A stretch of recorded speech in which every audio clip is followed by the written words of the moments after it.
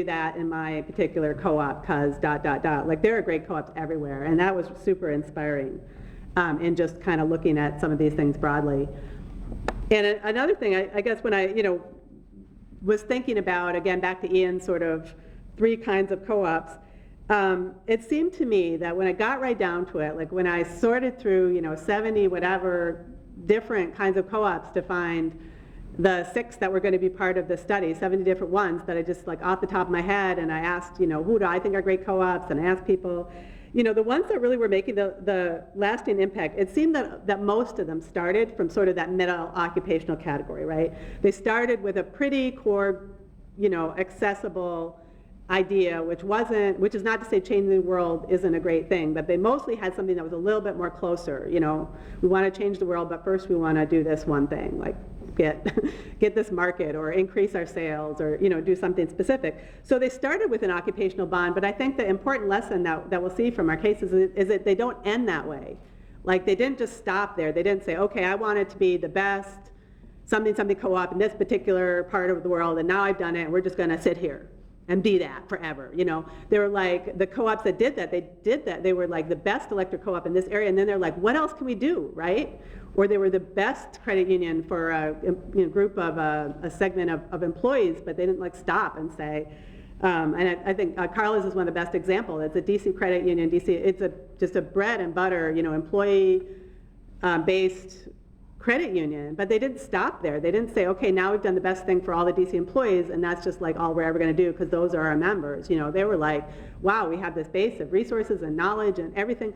What else can we do? What else is useful out there? Who else could be our members? What else is going on? And so that's when you start to really see people changing the world is from that kind of perspective, is really leveraging their knowledge and their membership and their resources and their assets and all of that stuff. So I kind of like made it's sort of like the occupational that makes thoughtful forays into utopian territory.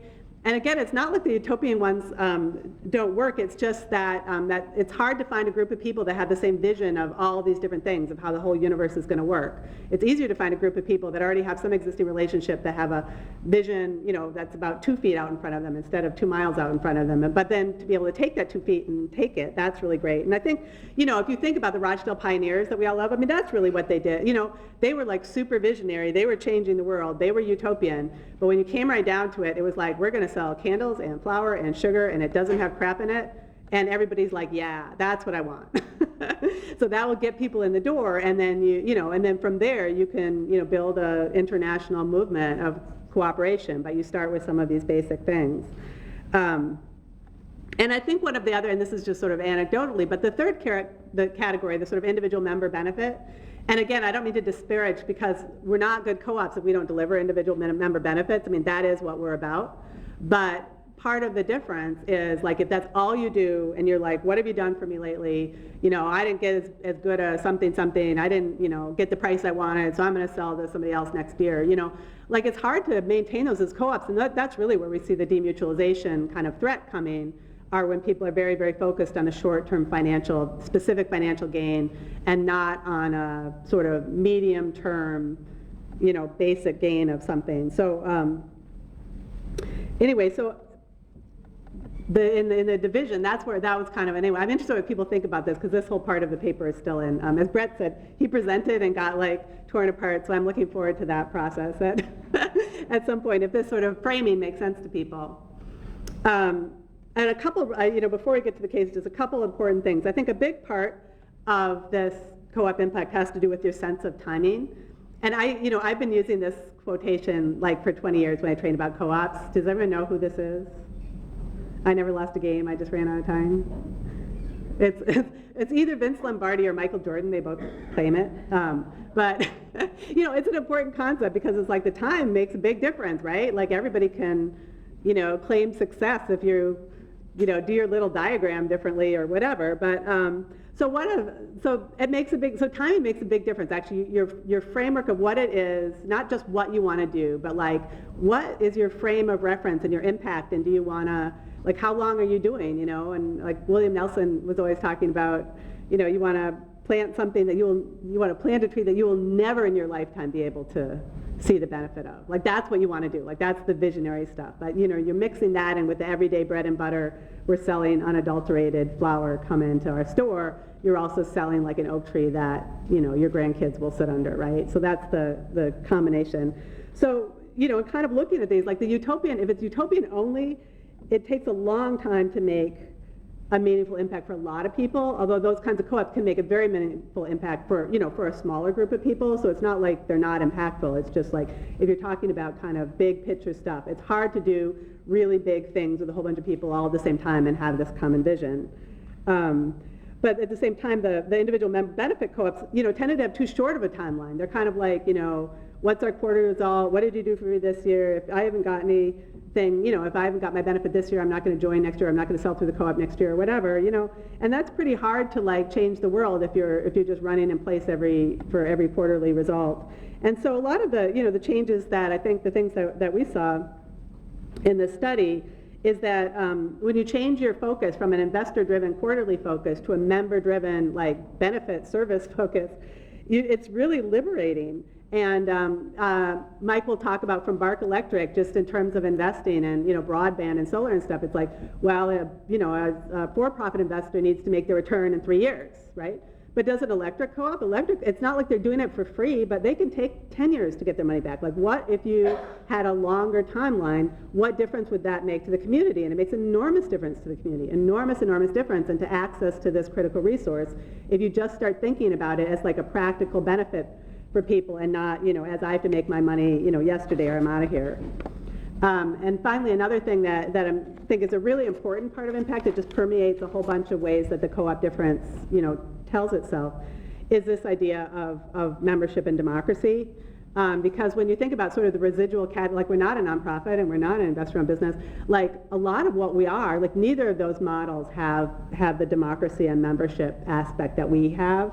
And that's a really key part of the definition, and you'll really see a lot of that impact coming both directly and indirectly from that idea of membership and of member democracy, and how that impact happens. And so, you know, obviously that makes a difference on a firm level, on a co-op level. I mean, you wouldn't be much of a co-op if you weren't making a difference for your members, like within your co-op. But we also see, and you kind of get in, you know, the community level, like what difference does this co-op make to lots of people in the community, to the family members of your, you know, employees or whatever.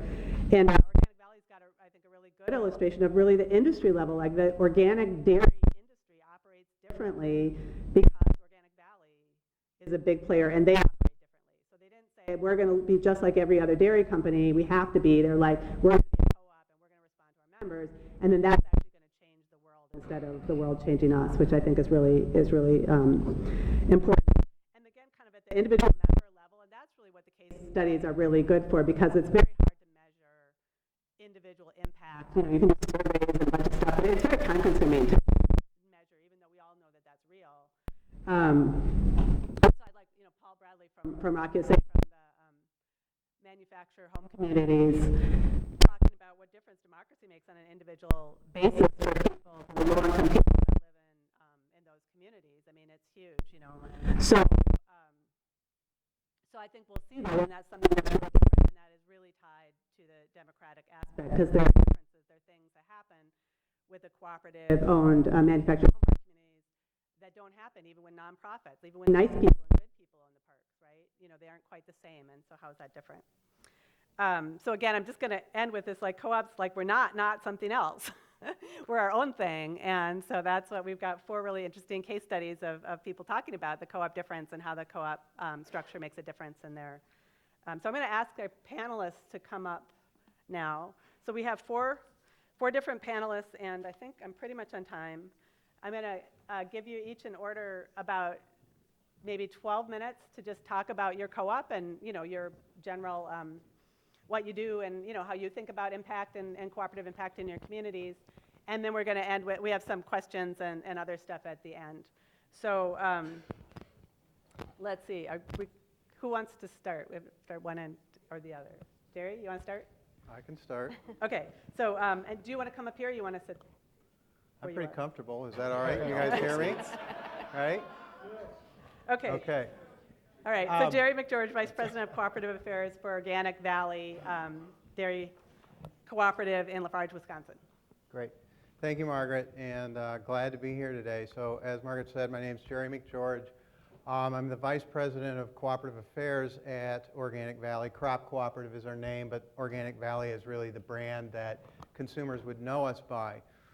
So let me give a little background. We started in 1988, and that was sort of the height of the agricultural farm crisis in this country that was occurring in the 80s. And we started in southwest Wisconsin, which is where our home still is.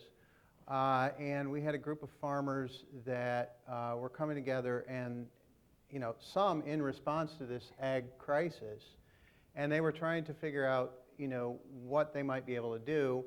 And in our area of the world, the other sort of factor that was happening at that point was the predominant cash crop in that area of the world, small area of Wisconsin, was tobacco.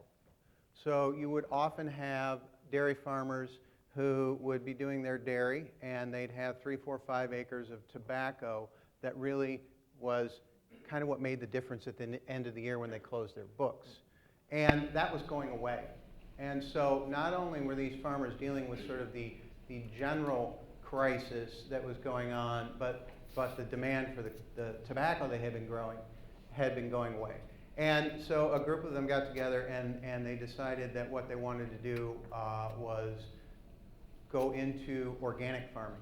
And this is a time where consumer uptake was starting, but it was still pretty nascent at that time.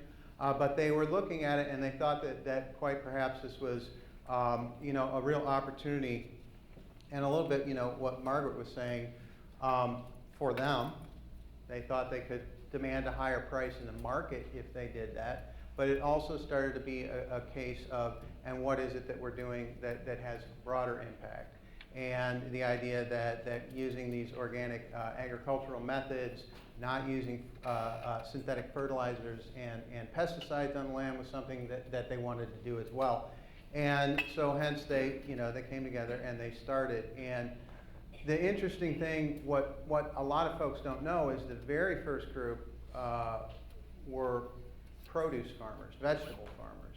But very, very quickly, a group of months really from the beginning, a group of 7 dairy farmers got together. And they wanted to see what it would be like to market organic dairy products. And so, fast forward, we still have the produce, but it's a tiny, tiny part of our business. We also market at this point organic eggs, organic meat, poultry, beef, and pork. And really, though, when you talk about us, it's a story of dairy mostly. About 88, 89% of our